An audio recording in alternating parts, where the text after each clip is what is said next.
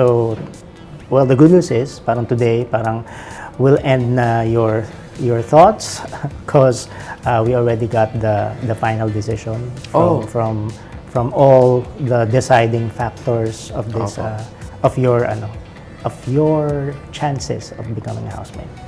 So, ready ka na malaman kung anong mangyayari? Of course, yeah. Okay. This is the letter that contains the result. So when you're ready, please open it. Tapos, can you read it out loud lang? Nakakatakot pala, no? Pagka Ganyan talaga. binigyan ng ganito. This is the first time I've received something like this and then the pressure, you know. But Good luck. thanks.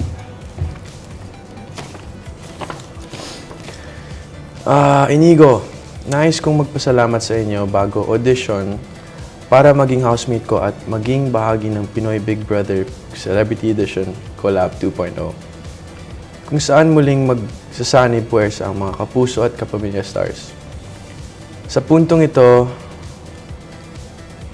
malugod kong ibinabahagi sa iyo na ikaw ay nakapasa sa mga kaukulang medical at psychological test na bahagi ng proseso na iyong audition.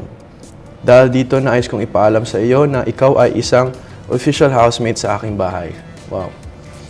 Dahil dyan, kailangan mo nang maghanda para sa napipinto mong pagkapasok sa aking bahay.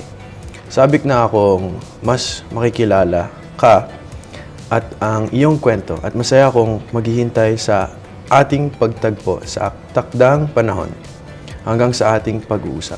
Big Brother. Wow. Thank you so much. Congratulations. Thank you. Wow. Lamig yung kamay mo, ah.